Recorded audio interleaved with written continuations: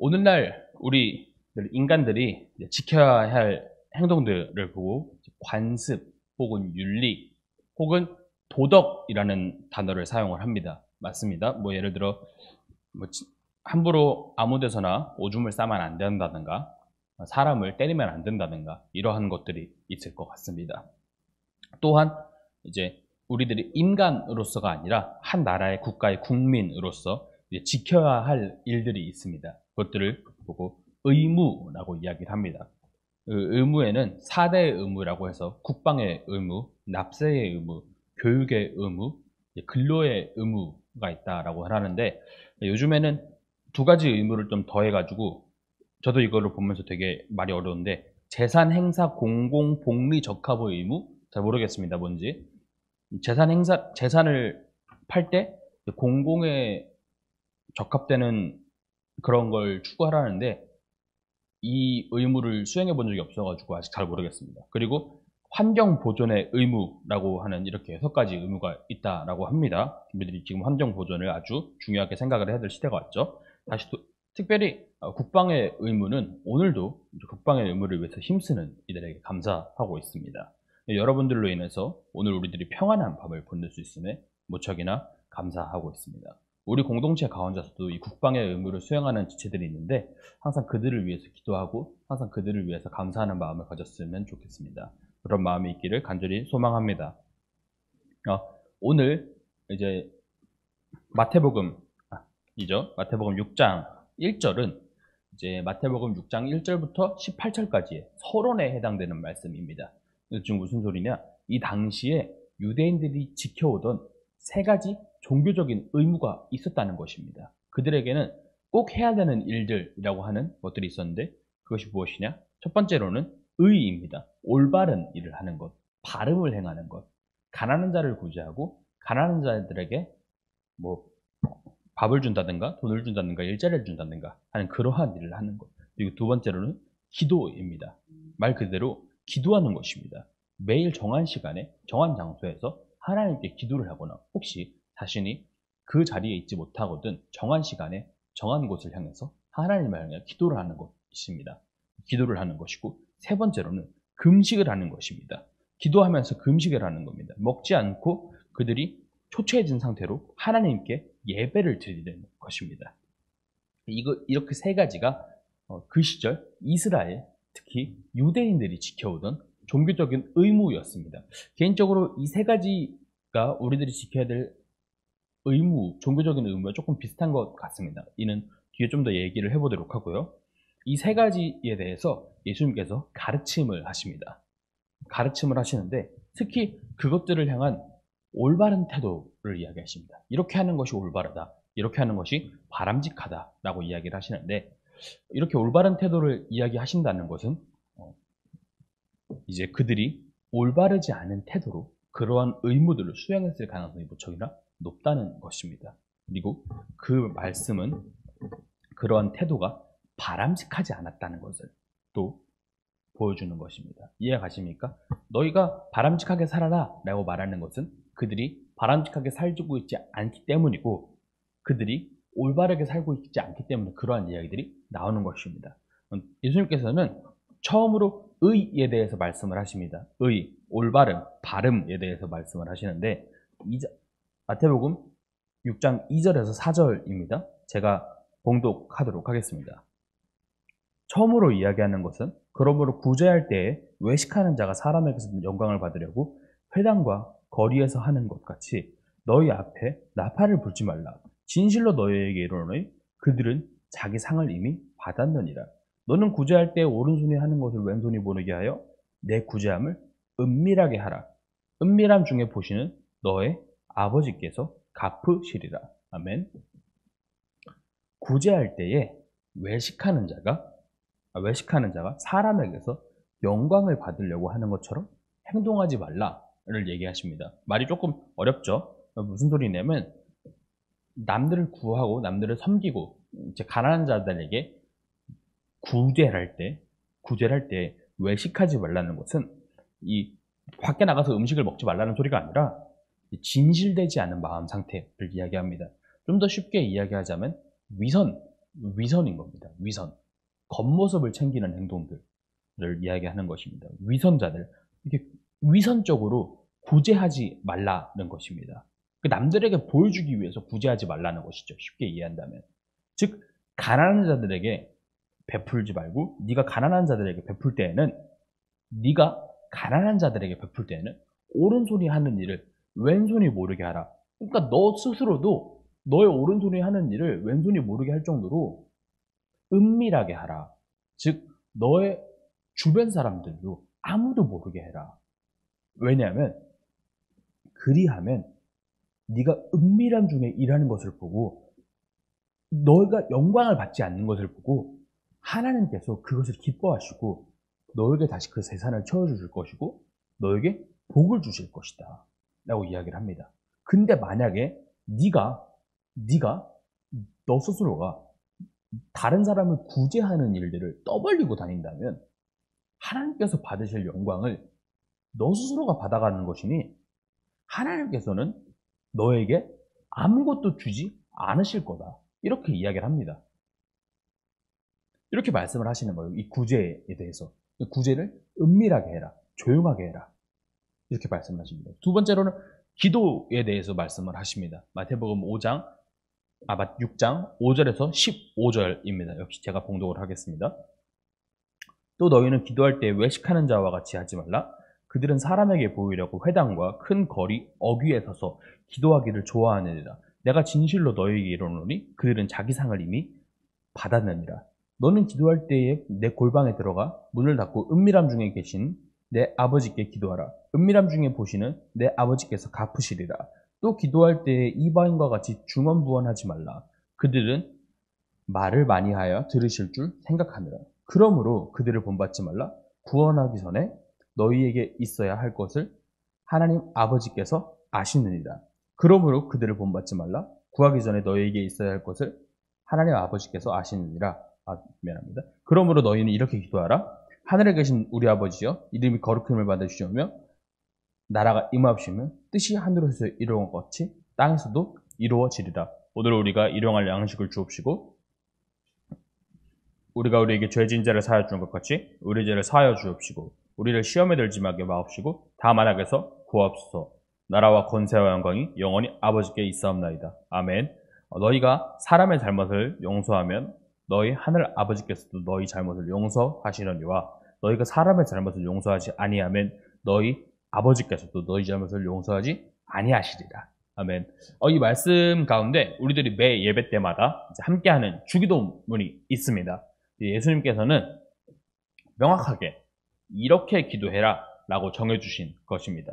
이것을 보아서 우리가 알 수 있는 것이 무엇이냐면 이스라엘 백성들의 기도가 중언부언했다는 겁니다.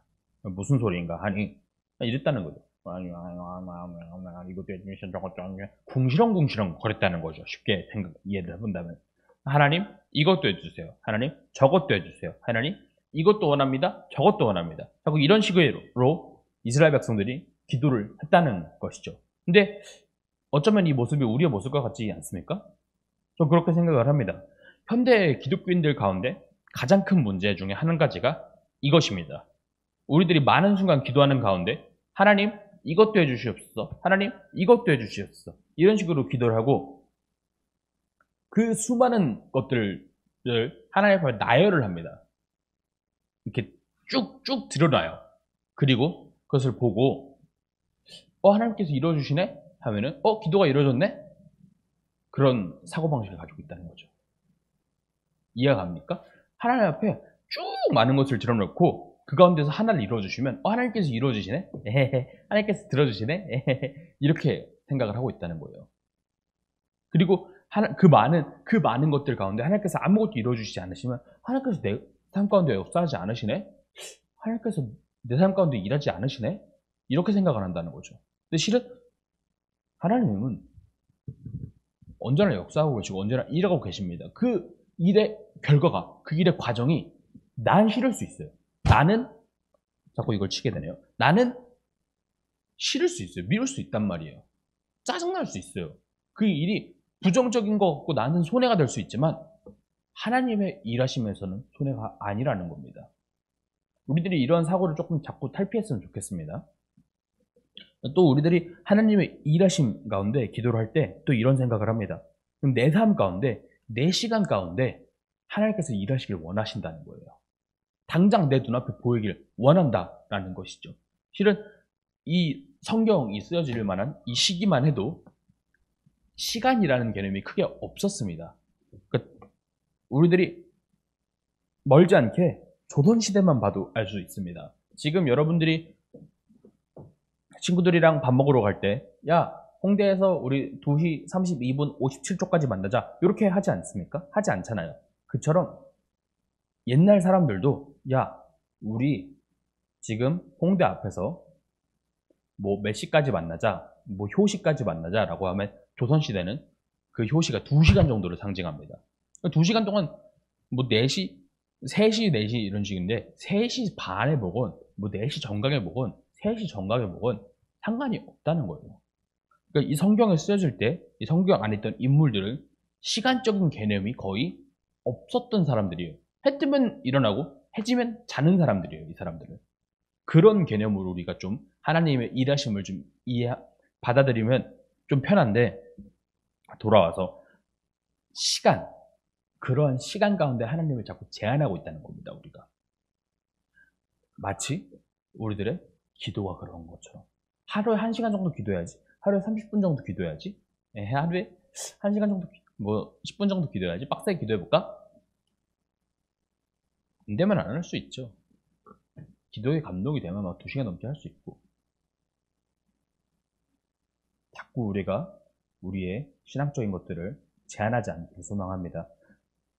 또 이러한 중언부언하는 기도들 앞에서 우리들이 어떻게 기도를 해야 되냐?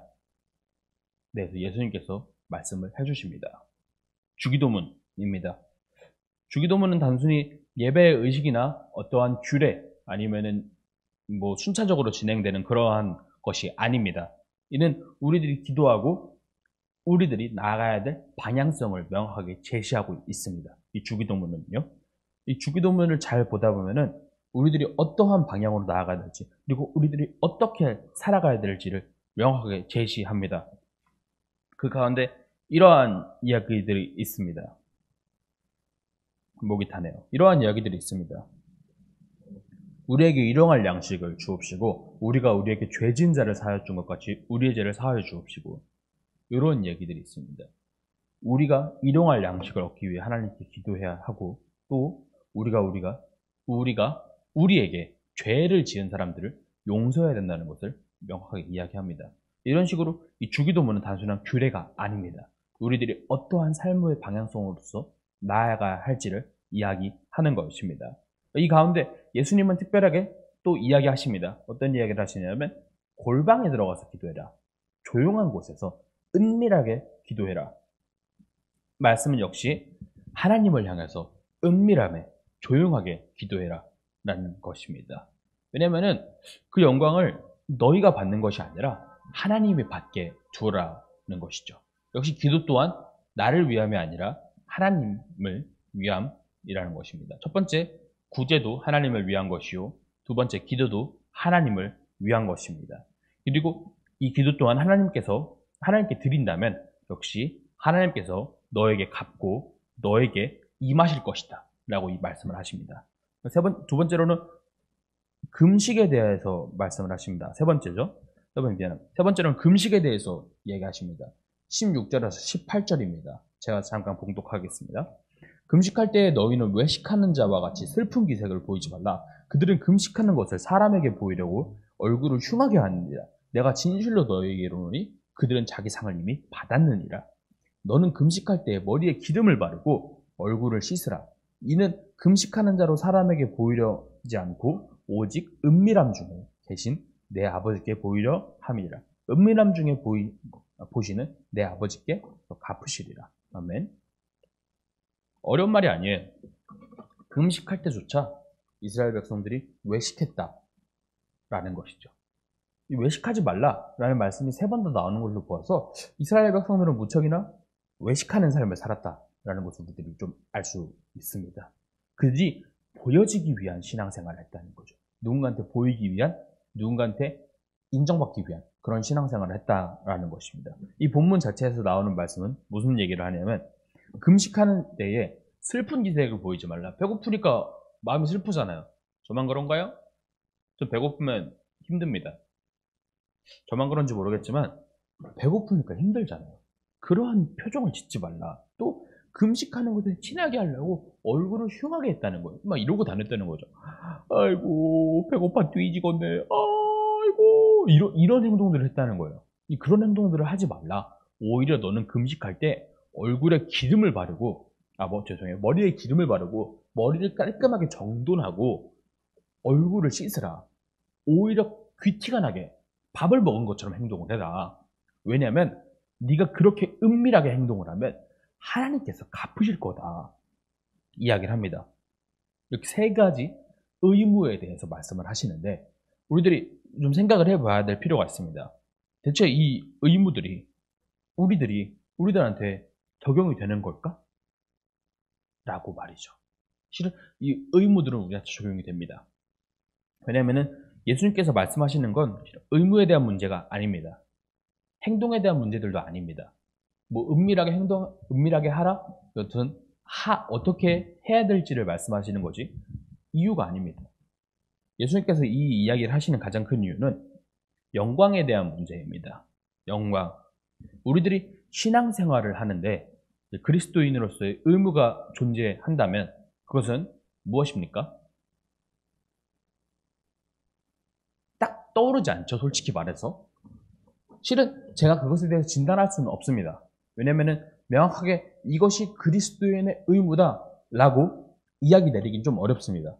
물론 우리가 말씀을 보고 기도하고 하나님과 더욱 가까이 하기 위해서 노력하고 하나님의 자녀답게 살기 위해서 또는 예배자로 존재하기 위해서 몸부림치는 것은 우리의 공통적인 의무인데 여러분의 삶 가운데 살아가다 보면 각자 다른 환경들을 맞이하고 각자 다른 모습들을 나타내기 때문에 실은 이거다라고 이 시대에 명확하게 얘기할 수는 없지만 한 가지 명확하게 이야기할 수 있는 것은 우리가 말씀 읽는 것과 기도함을 쉬지는 않아야 합니다. 하나님 앞에 더욱 나아가기를 쉬지는 않아야 합니다. 그것이 우리의 공통적인 의무이긴 합니다. 하지만 그리스도인으로서의 뭐 이것도 해야 되고 저것도 해야 되고 라는 것은 사람마다 조금 다를 수 있기 때문에 명확하게 이야기할 수는 없을 겁니다. 그런데 그러한 의무들 가운데 명확하게 이야기할 수 있는 것이 한 가지 있습니다. 무엇이냐면 영광에 대한 문제입니다. 영광입니다. 영광. 내 기도와 내 말씀이 그러니까 내가 기도하고 내가 말씀을 알아가고 내가 하나님과 가까워지는 것이 누구를 위한 것이냐는 거죠. 나를 위한 것이냐? 내가 잘나고 내가 잘 먹고 내가 뛰어난 사람이라는 것을 증명해내기 위함인 거냐? 아니면 하나님께 영광 돌리기 위함인 거냐? 이 문제가 하나 있다는 거예요. 실은 너무나도 많은 그리스도인들이 실은 너무나도 많은 게 아니죠. 모든 그리스도인들이 이 문제를 자연스럽게 직면합니다. 자연스럽게 어느 순간 맞이합니다. 제가 여러분들한테 장난삼아서 그런 얘기를 자주 하죠. 야, 너 스타벅스 아이스 아메리카노 커피 한 잔 마실 수 있으면서 왜 그거 헌금으로 못 내? 장난 반 농담 반으로 이야기하죠. 여러분, 그러면 너에게 있어서 하나님의 가치는 스타벅스 아이스 아메리카노 5,100원보다 못해? 라고요. 다시 물어보겠습니다. 여러분들에게 하나님은 어떠한 가치를 가지고 계십니까? 어떠한 영광을 받으실 만한 분입니까? 영광에 대한 문제입니다. 다시 돌아와 우리들이 많은 기독교인들, 모든 기독교인들이 이 영광에 대한 문제를 직면합니다. 그리고 그 영광에 대한 문제에 대한 답은 둘 중에 하나입니다. 스타벅스 아이스 아메리카노보다 못한 하나님이 되거나 아니면 그보다 뛰어난 하나님이 되거나 둘 중에 하나밖에 없습니다. 중간은 없습니다. 그리고 많은 그리스도인들이 이 문제를 자연스럽게 흘러넘깁니다. 그럴 수 있지. 사람이 살다 보면 이러한 고민 정도 할 수 있지. 이러한 문제에 직면할 수 있지. 이러면서요. 하지만 우리는 그렇게 반응해서는 안 됩니다. 우리는 이 문제 앞에서 철저하게 하나님의 것임을 인정하지 않는다면 나를 위한 믿음과 나를 위한 기도를 하는 신앙인이 되어버리는 것입니다. 어느 순간부터 그렇게 변질되는 것입니다. 저는 새벽 예배에 대해서 무척이나 조심스럽습니다. 새벽 예배에 대해서 무척이나 조심스럽습니다. 왜냐면은 많은 새벽 예배들이 나를 위한 기도지 않을까? 라는 그런 생각을 하고 있습니다. 무슨 소리냐면 저도 들은 이야기인데 한 집사님께서 정말 매 새벽마다 신실하게 기도를 하시고 매 새벽마다 신실하게 예배를 드리시는 분이 계셨다고 합니다. 한 1년 반 정도 그렇게 밤마다 기도를 하셨다고 합니다. 밤마다 그리고 새벽마다. 그리고 자기 아들이 서울대학교 입학을 한 다음에 새벽 예배를 나오지 않았다고 합니다. 누구를 위한 기도입니까? 우리 집사님의 머릿속에는 처음부터 끝까지 자기 아들의 서울대학교밖에 없었던 것이죠.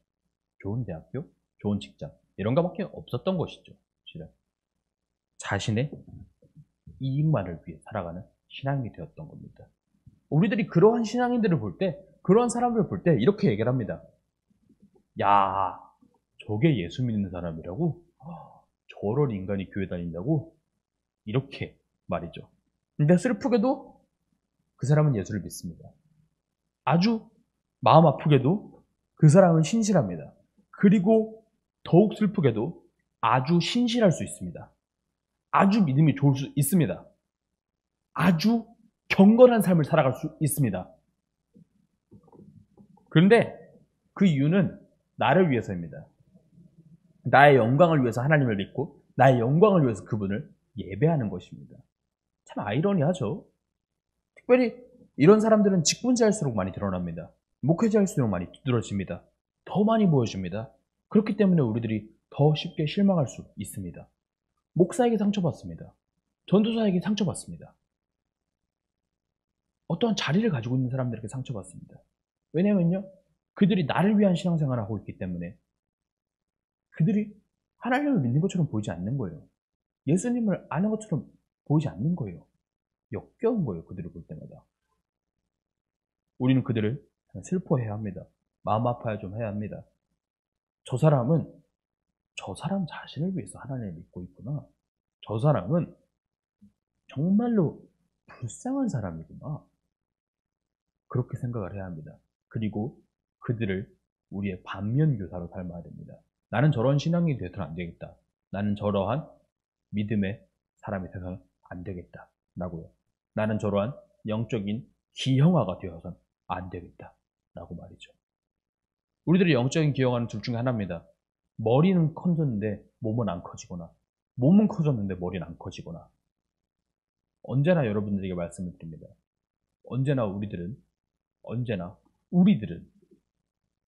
하나님을 향한 뜨거운 열정과 하나님께서 주시는 아주 냉철한 지혜를 같이 가지고 가야 할 줄 믿습니다. 그리고 이 두 가지가 합쳐져서 하나님께 드리는 영광이 될 수 있기를, 내 삶이 하나님의 것이라고 고백하는 영광이 될 수 있기를 간절히 소망합니다. 영광을 나에게 돌리지 않고 영광을 하나님께 돌리는 그러한 신앙생활을 하기를 소망합니다. 우리 모두에게 좀 질문을 하고 싶습니다. 저를 포함해서요. 우리의 삶 가운데 명예와 영광을 누구에게 돌리고 있습니까? 우리의 삶 가운데 우리의 삶의 방향성을 누구를 향해 두고 있습니까? 우리 함께 하나님을 향해 나아가도록 합시다. 우리가 신앙생활을 하고 믿음으로 나아가는 이유는 누구를 위해서입니까? 하나님께 영광을 돌린다는 것은 무슨 의미입니까? 우리들이 이것에 대해서 계속해서 끊이지 않고 상념하고 통념하고 묵상하고 고민하고 기도하고 몸부림치기를 소망합니다. 많은 그리스도인들이 넘어집니다. 많은 그리스도인들이 어느 순간 실패하고 절망합니다. 하나님께 영광 돌리지 못하기 때문입니다. 내 삶의 모든 것을 하나님께 드리지 못하기 때문입니다. 그리스도인들이 이 문제에 있어서 넘어질 수 있습니다. 하지만 한 번 뛰어넘었다고 해서 이 문제는 떠나가지 않습니다. 돈에 대한 문제요? 성에 대한 문제요? 이런 건 쉽습니다. 어쩜 보면 쉬워요. 돈에 대한 문제는 돈이 없으면 돼요. 성에 대한 문제요? 결혼을 해도 돼요. 어찌 보면 그 해결책들은 쉬워요. 하지만 영광에 대한 문제들은 우리가 죽는 그날까지 몸부림치면서 싸워야 합니다. 마지막으로 설교를 마무리하면서 여러분들에게 물어보고 싶습니다. 누누이 말하지만 광화문에서 태극기를 휘둘렀던 그분들은 한국교회에서 기도 좀 하신다는 분들이었습니다. 왜 그렇게 변했습니까? 불편하신 분들이 있으시다면 자세를 바로 앉으시면 되고요. 왜 그렇게 변해졌습니까? 왜 그렇게 변질되셨습니까? 기도 좀 하신다는 분들이, 믿음 좀 있으신다는 분들이 왜 그렇게 됐냐는 겁니다. 왜 그런 삶을 지내고 있냐는 겁니다. 간단합니다. 어렵지 않습니다.